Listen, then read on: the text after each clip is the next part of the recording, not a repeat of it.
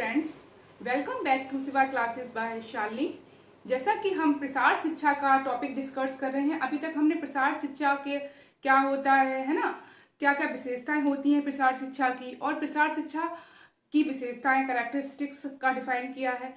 आज हम principle of extension education यानी कि प्रसार शिक्षा की सिद्धांत के बारे में डिस्कस करेंगे कि प्रसार शिक्षा किस किस सिद्धांतों पर है। तो उसके बारे में उसको शुरू करने से पहले अगर आपको मेरा चैनल अच्छा लग रहा है उसे लाइक करें, सब्सक्राइब करें एंड शेयर करें।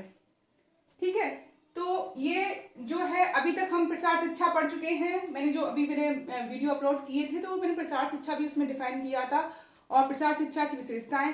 आज हम प्रसार शिक्षा के सिद्धांत के बारे में चर्चा करेंगे, जैसे कि प्रिंसिपल्स ऑफ एक्सटेंशन एजुकेशन।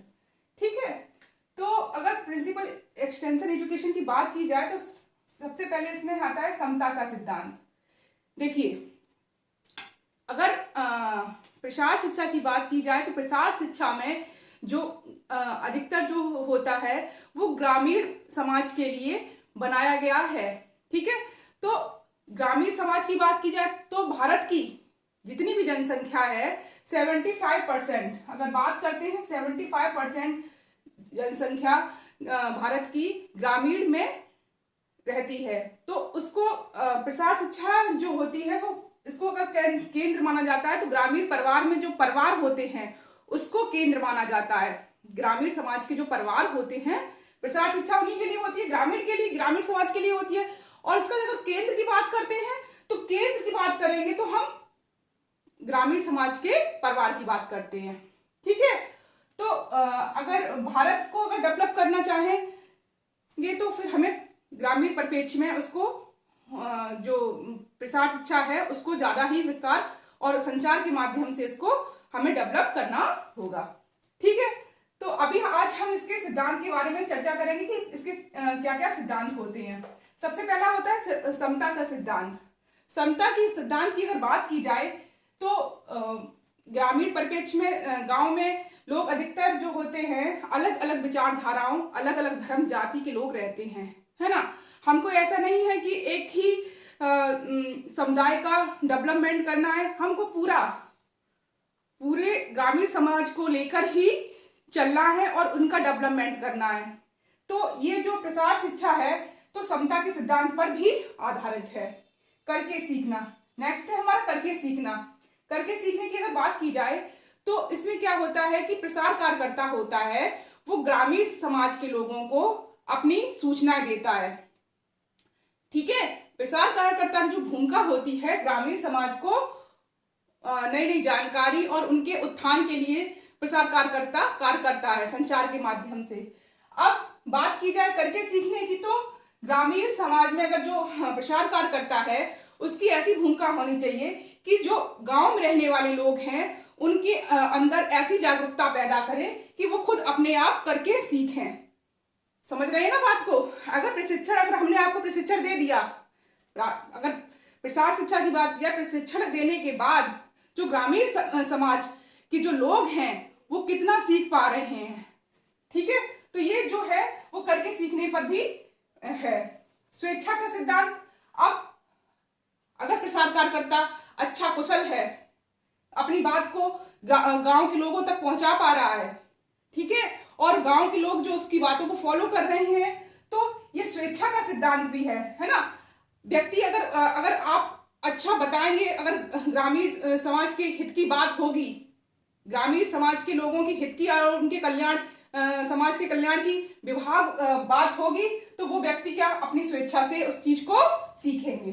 ठीक है, लचीलापन, जैसे कि मैंने पहले भी बताया है, विशेषताएं कैरेक्टरिस्टिक्स है प्रसार शिक्षा का कि जो प्रसार शिक्षा का कार्यक्रम होता है वो लचीलापन लिए होता है, फिर फ्लेक्सिबिलिटी होती है ना। ये प्रसार शिक्षा कहीं भी आप दे सकते हैं, इसमें कोई एक लिमिटेड क्राइटेरिया नहीं होता है, ये फ्लेक्सिबल होता है। किसी भी समाज वर्ग के कभी भी ये नहीं कि एक पर्टिकुलर टाइम पे आप उसको दे रहे हैं। आप प्रसार शिक्षा का काम आप जैसे कि गांव में होते हैं कि दिन भर काम करते हैं लोग, और शाम को अगर आप जो दृश्य श्रव्य साधन है ना, हाँ, जो उसकी जो दृश्य श्रवण टीवी है, प्रोजेक्टर है ना, ये सब चीजों के माध्यम से आप गांव में प्रचार प्रचार का काम कर सकते हैं। गांव में जैसे लोगों को कुछ जानकारियां नहीं होती हैं, उसका प्रचार प्रसार का काम, और उससे लोगों गांव के लोगों की रुझान भी बढ़ती है और गांव के लोग उससे प्रोत्साहित होकर देखने के लिए आते हैं। तो इस टाइम में ये नहीं कि आप वो प्रसार का काम दिन में कर रहे हैं, आप प्रसार का काम जब आपके पास टाइम हो, है ना, जब गांव के लोग आपकी बात समझने के लिए तैयार हो, तो आप मतलब कभी भी आप प्रसार का काम कर सकते हैं। ये नहीं है कि लिमिटेड क्राइटेरिया है कि आप मतलब जैसे कि औपचारिक शिक्षा की बात की जाए तो स्कूल में कॉलेज में जो शिक्षा दी है टाइम ड्यूरेशन होता है, वो चीज नहीं है। इसमें लचीलापन फ्लेक्सिबिलिटी है, आप कहीं भी इसको दे सकते हैं। आप पंचायत घर में भी इसको प्रसार प्रसार का काम कर सकते हैं, आंगनवाड़ी में भी कर सकते हैं, है ना, जो समाज कल्याण विभाग के जो भी गांव में बनाए जाते हैं तो आप वहां पे भी दे सकते हैं, है ना। और मोहल्लों में, गांव में जो मोहल्ले होते हैं वहां पे भी आप प्रसार प्रसार का काम कर सकते हैं। तो ये लचीलापन लिए हुए है। कार्यक्रम की जड़, ग्रास रूट की बात की जाए तो ग्रास रूट जो होता है ना, भारत जैसे मैंने अभी बताया कि 75% जो है जनता ग्रामीण क्षेत्र में निवास करती है। अगर हमको भारत का डेवलपमेंट करना है, अगर हमें भारत का विकास करना है, तो हमें ग्रामीण का उत्थान करना ही होगा। तो कार्यक्रम की जो जड़ें हैं, अगर प्रसार शिक्षा की अगर बात की जाए तो प्रसार शिक्षा में ग्रामीण कार्यक्रम की जो जड़ें होती हैं वो गांव में ही होती हैं, समझ रहे हैं। तो अगर हमारी जड़ ग्रास रूट अगर मजबूत होगी तो हमारा भी देश समृद्ध होगा। अगर हमको देश को डेवलपमेंट को करना है तो हमें ग्रामीण जो क्षेत्र के लोग हैं उनका उत्थान करना होगा, ताकि वो आत्मनिर्भर बन सके और अपना कल्याण कर सके। ठीक है। छठा है हमारा जनता की आवश्यकता और रुचियों का सिद्धांत। जनता की आवश्यकता और रुचियों के सिद्धांत की बात की जाए तो जनता, अब ये नहीं है कि गांव में भाई जनता की आवश्यकता, आपको ये देखना होगा, एक अच्छे प्रसार कार्यकर्ता की भूमिका यह होती है कि वो जनता की आवश्यकता, कि जनता को भाई भूख, मतलब एक होता है रिक्वायरमेंट, किसी चीज की भूख की होती है ना, खाने की होती है। तो जनता की आवश्यकता क्या डिमांड है, जनता क्या सीखना चाहती है और उसकी क्या रुचि है, ग्रामीण समाज में की क्या जो वहाँ के लोग जो रह रहे हैं, उनके जो धर्म संस्कृति के लोग रह रहे हैं, उनकी क्या आवश्यकताएं हैं, है ना। और रुचियों की बात की जाए तो उनकी क्या क्या इंटरेस्ट है, उनको आप कैसे उनकी भावनाओं को आप समझ सकते हैं। तो ये जो सिद्धांत है वो जनता की आवश्यकता और रुचियों का सिद्धांत भी है। स्वयं प्रेरित होकर, अब नेक्स्ट है हमारा स्वयं प्रेरित होकर स्वयं सहायता का सिद्धांत। अब भाई मैंने जैसे बताया, अगर व्यक्ति का इंटरेस्ट होगा किसी चीज को सीखने के लिए तो वो उस चीज को सीखेगा, है ना। अब अगर आपका कम्युनिकेशन अच्छा होगा, कम्युनिकेशन बोले तो संचार, आपका अगर संचार अच्छा होगा तो व्यक्ति स्वयं प्रेरित होगा आपकी बात से, और वह स्वयं सहायता का, मतलब जैसे आंगनवाड़ी कार्यकर्ताओं में जैसे बच्चों के, गर्भवती स्त्रियों के बारे में बताया जाता है, अगर आप वहां पे फील्ड वर्क अच्छा करेंगे, है ना, अगर वहां पे उनकी हित की बात करेंगे, स्वयं सहायता समूह है ना, ये जो है उन पे अगर आप अच्छा डेवलप करेंगे तो आप की बात जो है ग्रामीण के क्षेत्र के जो लोग हैं वो आपकी बात को ध्यान से समझेंगे। तो ये, और उससे क्या होगा, समझेंगे तो उनके अंदर क्या होगा, स्वयं प्रेरित होंगे, है ना, आपकी बात को समझने के लिए स्वयं प्रेरित होंगे। और स्वयं सहायता समूह का सिद्धांत भी है, इसीलिए ये स्वयं प्रेरित होकर स्वयं सहायता सिद्धांत है। आत्मनिर्भरता का सिद्धांत, अब स्वयं सहायता प्रेरित हो तो गया व्यक्ति, अब इससे क्या होगा, स्वयं सहायता सिद्धांत प्रेरित होकर स्वयं सहायता का सीख जाएगा जब व्यक्ति, तो वो उसके अंदर क्या बढ़ेगा, आत्मनिर्भरता। जब आत्मनिर्भरता जब बढ़ जाती है व्यक्ति की, विश्वास बढ़ जाता है कृषि में, तो उसके अंदर सेल्फ कॉन्फिडेंस आता है, आत्मविश्वास आ जाता है ना, व्यक्ति के अंदर अपने आप कुछ करने की इच्छा जागृत होती है। तो उससे व्यक्ति में आत्मनिर्भरता का सिद्धांत भी ये आता है प्रसार शिक्षा के क्षेत्र में। ठीक है। प्रोत्साहन सिद्धांत की बात कर रहे हैं। नवा है हमारा प्रोत्साहन और अभिप्रेरणा का सिद्धांत।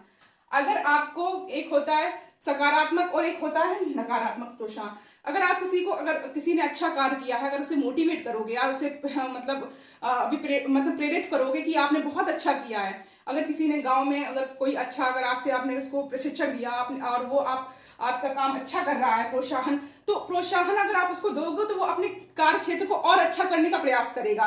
तो उससे ग्रामीण समाज के जो लोग होंगे उनको और अच्छा स्किल उनके डेवलप कर सकते हैं आप। तो प्रोत्साहन और प्रेरणा का भी सिद्धांत है ये।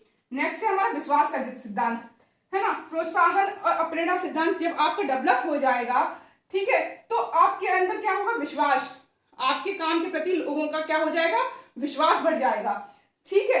तो उससे विश्वास बढ़ने के साथ साथ व्यक्ति का सेल्फ कॉन्फिडेंस जब बढ़ जाता है, विश्वास बढ़ जाता है, तो क्या होता है, व्यक्ति और अच्छा करने का प्रयास करता है, ठीक है। नेक्स्ट है हमारा आत्मसंतुष्टि। तो व्यक्ति के अंदर आत्मसंतुष्टि भी होती है। आत्मसंतुष्टि का सिद्धांत भी है प्रसार शिक्षा के सिद्धांत में। आत्मसंतुष्टि हो जाती है जब व्यक्ति का विश्वास बढ़ जाएगा, तो उसको अपने इंटरनली आत्मसंतुष्टि होगी, उसका सेल्फ कॉन्फिडेंस बढ़ेगा कि मैं कुछ कर सकता हूं। तो इससे ग्रामीण समाज जो है वो उत्थान यानी कि बढ़ेगा, आगे बढ़ेगा, ठीक है।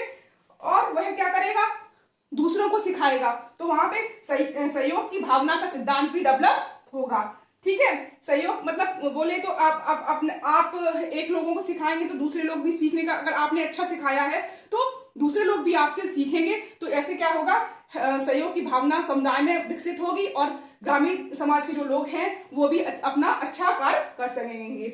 नेक्स्ट है हमारा 13 है संस्कृति विभिन्नता का सिद्धांत। अब ऐसा है, संस्कृति विभिन्नता सिद्धांत की बात की जाए तो ग्रामीण समाज में विभिन्न संस्कृति, प्रथाओं, है ना, रीति रिवाजों के लोग रहते हैं। आपको उनकी प्रथाओं और रीति रिवाजों और संस्कृति का भी ध्यान रखना होगा।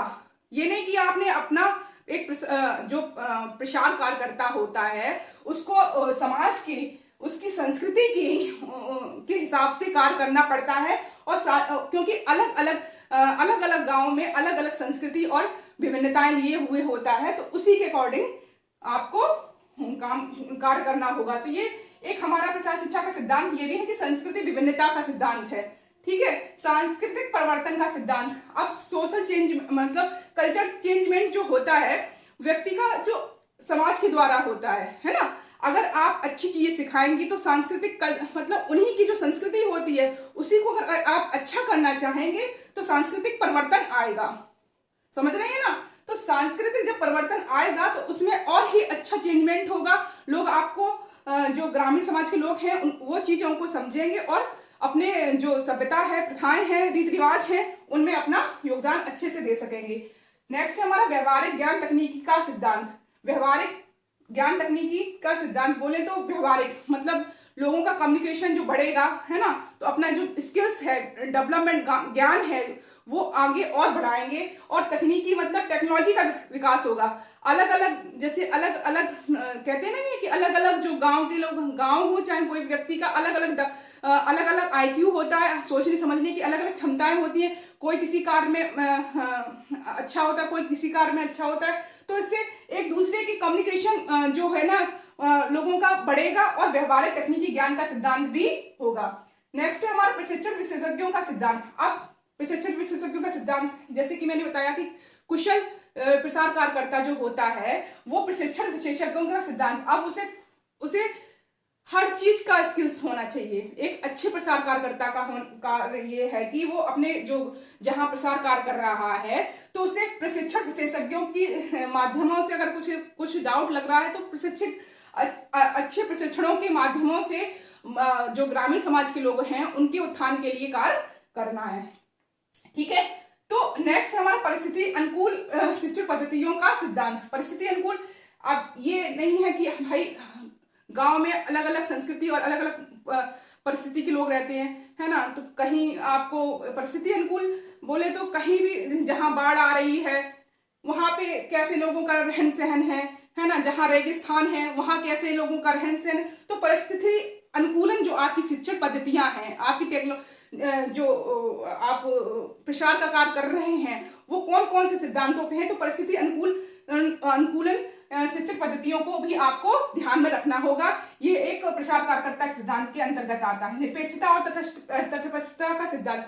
निरपेक्षता की बात की जाए तो जैसे कि मैंने आपको बताया कि गांव में जो लोग रहते हैं अलग अलग धर्म, संस्कृति और रीति रिवाज के लोग रहते हैं, ये नहीं कि एक ही मतलब आप कम्युनिटी एक ही लोगों पर फोकस करना है, एक ही लोग, हमें जितना भी गांव में जितना भी धर्म जाति समुदाय के लोग रह रहे हैं उनके डेवलपमेंट का विकास करना है, उनकी तटस्थता करनी, उनकी निरपेक्षता, मतलब सबको इक्वली समानता देनी है। तो ये चीज ध्यान रखना है। तो ये निरपेक्षता और तटस्थता के सिद्धांत के अंतर्गत आता है। ठीक है।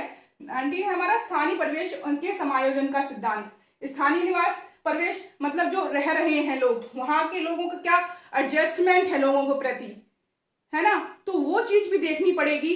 अगर हम प्रसार कार्य कर रहे हैं तो स्थानीय लोगों के परिवेश कैसा है, रहन सहन कैसा है वहां का, तो इसका एडजस्टमेंट का भी आपको जानकारी होनी चाहिए। नेक्स्ट हमारा स्थानीय नेतृत्व का सिद्धांत। स्थानीय नेतृत्व की बात की जाए तो स्थानीय के लोगों की क्या क्या है, क्या क्या जो स्थानीय जो लोग रहते हैं उनकी क्या क्या जो कार्य हैं अलग अलग, कोई जैसे स्थानीय नेतृत्व में बात करें तो कोई अलग अलग समुदाय अलग अलग जाति धर्म में लोग अलग अलग कार्य करते हैं। जैसे कोई पशुपालन कर रहा है, कोई मछली पालन कर रहा है ना, और कोई कुटीर उद्योग कर रहा है, तो उनके स्किल्स को कैसे डेवलप किया जाए। ठीक है। स्थानीय नेतृत्व कैसे उनका बढ़ाया जाए, तो स्थानीय क्षेत्र को और कैसे स्किल्स बढ़ाया जाए, तो ये स्थानीय नेतृत्व के विकास में आता है। स्थानीय संगठनों का सिद्धांत। स्थानीय संगठनों को कैसे मजबूत किया जाए, जैसे समाज कल्याण विभाग है, आंगनवाड़ी है ना, और जो ग्राम पंचायत जो होती हैं, तो उनमें कैसे स्थानीय संगठनों का विकास किया जाए कि उनको और अच्छा बनाया जाए। तो ये स्थानीय संगठनों के सिद्धांत के अंतर्गत भी प्रसार शिक्षा का सिद्धांत आता है। नेक्स्ट है हमारा प्रजातांत्रिक प्रकृति का सिद्धांत। प्रजातांत्रिक मतलब अपना जो समाज है वो प्रजातांत्रिक प्रकृति का सिद्धांत है। मतलब बोले तो जो गांव के जो लोग हैं उनको उनकी अलग अलग यूनिटी के हिसाब से अलग अलग जो जानकारियां हैं उनको आपको उनके क्षेत्र तक पहुंचाना है। ये हमारा प्रजातांत्रिक प्रकृति के सिद्धांत के अंतर्गत आता है। राष्ट्र नीतियों और कार्यक्रम की अनुरूपता का सिद्धांत। राष्ट्र की जो नीतियां बनाई गई हैं, समाज कल्याण जो है ना, परिवार कल्याण है, और जो राष्ट्र की जो नीतियां जो हमारे यहाँ डेवलप की गई हैं उन सब चीज का इसमें हमें राष्ट्रीय नीति जो होती हैं, आंगनवाड़ी चल रहे हैं हमारे, है ना, और जो स्वास्थ्य विभाग के जो कार्यक्रम होते हैं गांव में बच्चों के लिए, महिलाओं के लिए, गर्भवती महिलाओं के लिए, है ना, बूढ़े बाड़े, प्रौढ़ शिक्षा जो होती है राष्ट्रीय नीति के माध्यम से प्रौढ़ शिक्षा को भी दिया गया है कि तो उसको कैसे हम डेवलप कर सकते हैं। ये राष्ट्रीय नीतियों के कार्यक्रम की अनुरूपता का सिद्धांत भी इसी के अंतर्गत है। मूल्यांकन सिद्धांत की बात की जाए तो मूल्यांकन सिद्धांत में क्या है कि क्या क्या परिवर्तन हो रहे हैं समाज में, है ना, समाज में क्या परिवर्तन हो रहे हैं, और कार्यक्रम जो है वहाँ के लोगों का क्या क्या जो कार्यक्रम की दृष्टिकोण है ना, लोगों को क्या क्या लाभ हो रहे हैं। तो मूल्यांकन के सिद्धांत में हमको ये देखना है कि ग्रामीण समाज के जो लोग हैं वो क्या क्या लाभ प्राप्त कर रहे हैं, क्या क्या उनकी सोच में क्या डेवलपमेंट कर रहा है। तो ये चीज हमारे समुदाय के लोग जो हैं, जो कुशल प्रसार कार्य करता है, वो इस चीज को फॉलो कर सकता है कि वहाँ के जो लोग, मूल्यांकन के सिद्धांत में यही आता है कि लोग की में क्या क्या चेंजमेंट, वहाँ के लोगों में क्या क्या चेंजमेंट हो रही है, उनको क्या क्या लाभ मिल रहे हैं। तो ये जो है ना, मैंने अभी आपको पढ़ाया प्रसार कार्यकर्ता के सिद्धांत के थे 24। तो ये चीजें ये प्रसार शिक्षा को महत्वपूर्ण बनाते हैं। जो प्रसार शिक्षा के सिद्धांत हैं वो प्रसार शिक्षा को महत्वपूर्ण बनाते हैं, और एक कुशल प्रसार कार्यकर्ता को इन सिद्धांतों का आना बहुत जरूरी है, तभी एक्सटेंशन एजुकेशन का कार्य अच्छा हो सकता है। ठीक है, मिलते हैं अगले सेशन में, तब तक के लिए नमस्ते।